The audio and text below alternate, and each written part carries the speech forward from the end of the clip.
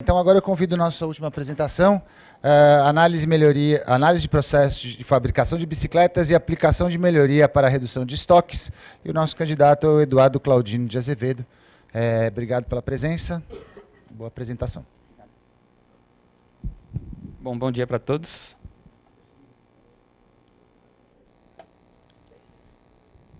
Para quem não me conhece, sou o Denis. Eu vou apresentar o meu trabalho feito sob orientação do professor Paulino, desenvolvido junto à Houston Bike.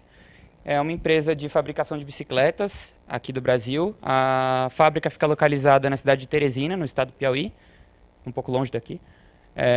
Ela tem aproximadamente 500 funcionários hoje e a planta de fábrica tem uma capacidade produtiva de aproximadamente 300 mil bicicletas ao ano. Então, resumidamente, o problema mais latente que estava evidente lá quando o início do projeto aconteceu era a questão dos excessos de estoques de aros enraiados, que são basicamente as rodas das bicicletas sem o pneu e a câmara de ar,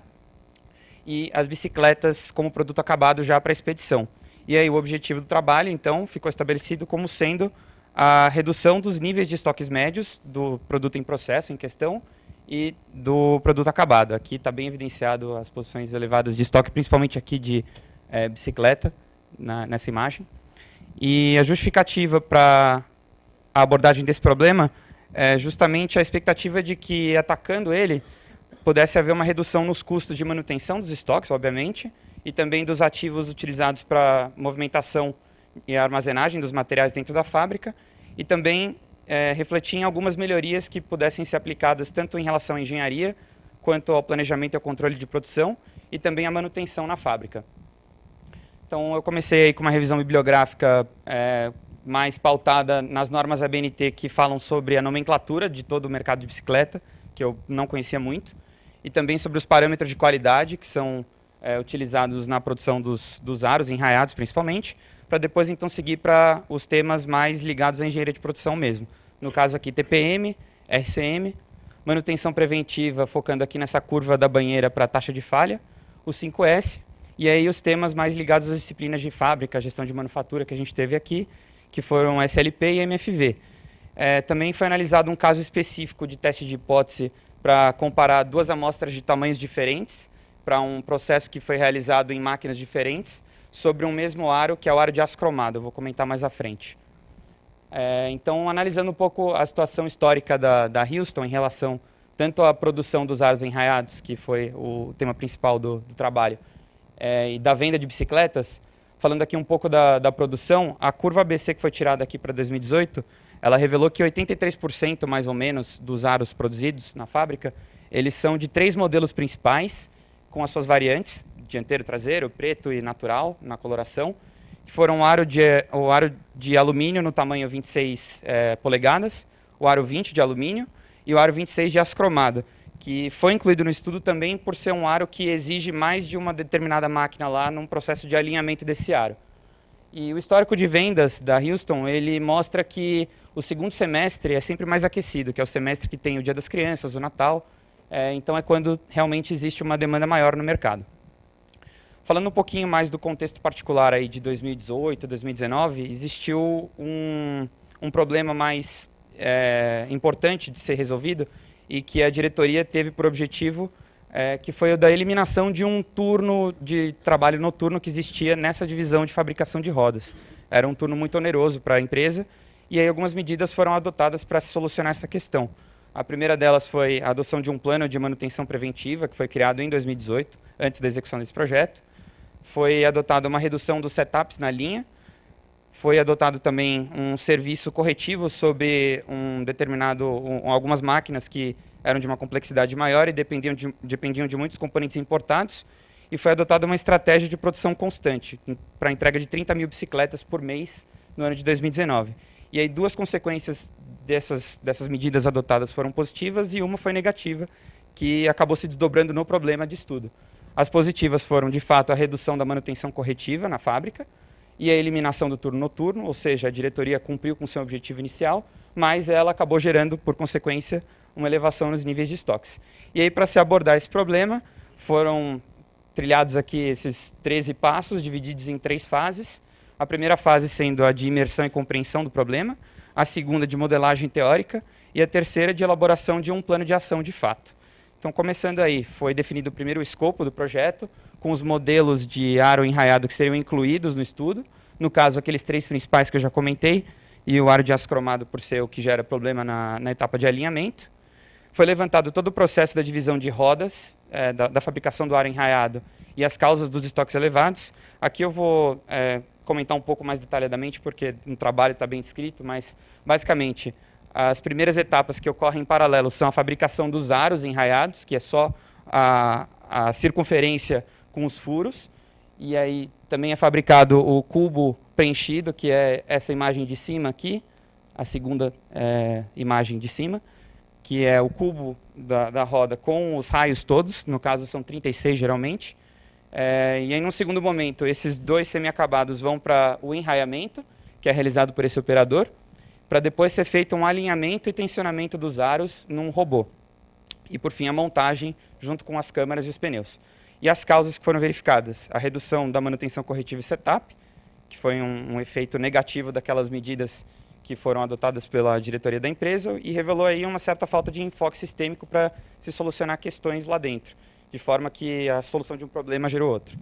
E outra causa que levou a essa elevação dos estoques foi a capacidade da fábrica, tanto em maquinário quanto em mão de obra, ter sido superior no primeiro semestre de 2019 em relação à demanda que existia no mercado, o que mostrou um certo desalinhamento entre o planejamento e a demanda real por bicicletas no mercado. Foram levantados todos os indicadores relevantes que são utilizados lá na Houston, desde o nível da diretoria até o nível operacional, e aqui foi traçada uma árvore de correlação entre os indicadores que falam sobre a fabricação de rodas especificamente, que foram tratados no trabalho.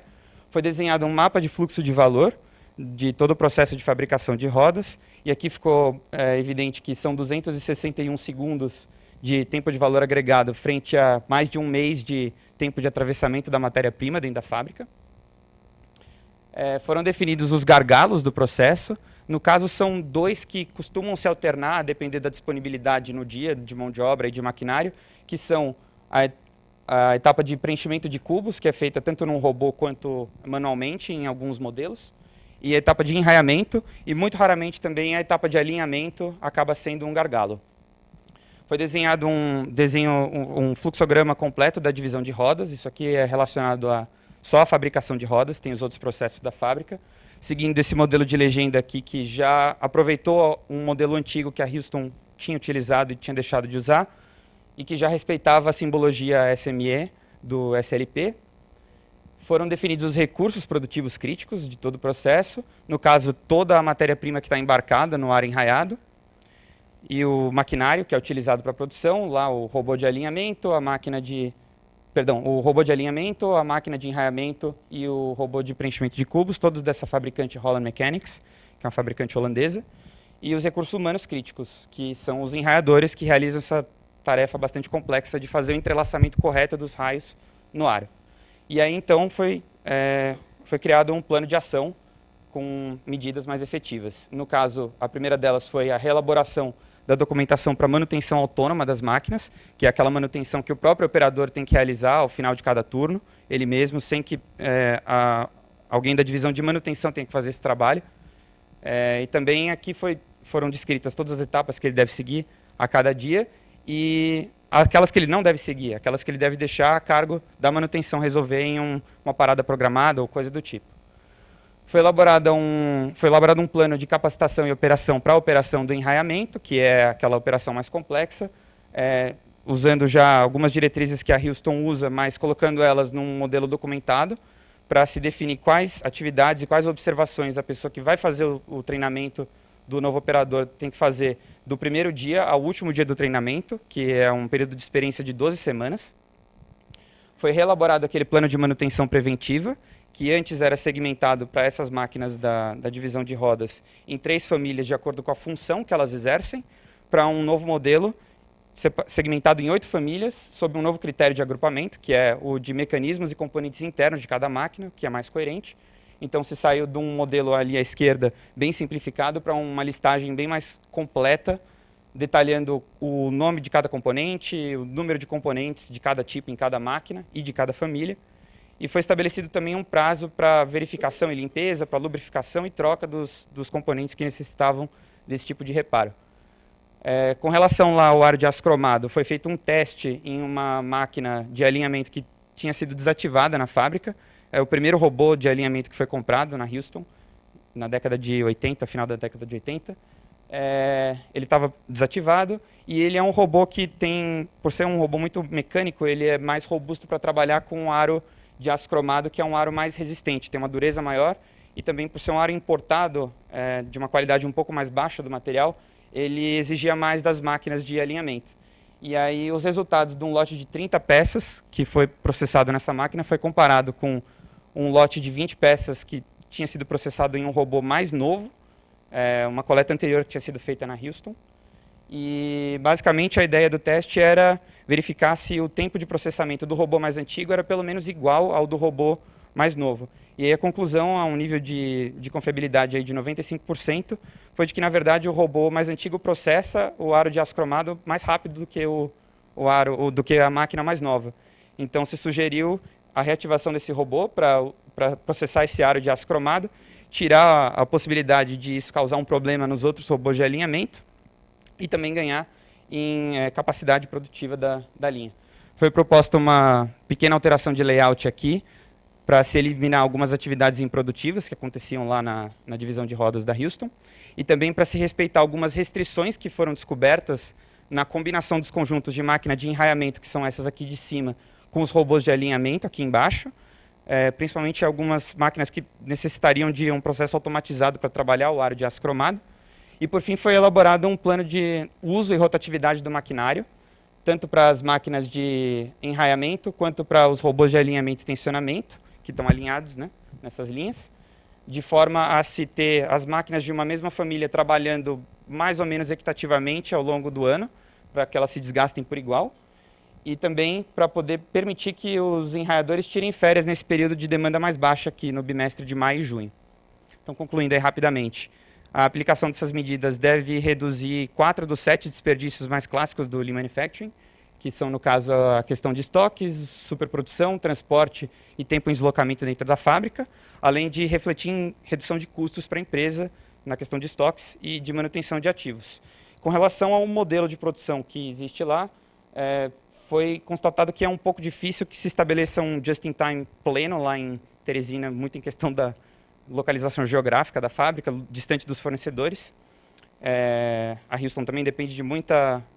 matéria-prima importada da China, principalmente. Então, realmente fica praticamente inviável fazer um just-in-time completo, mas existe muito espaço lá dentro para se desenvolver um suprimento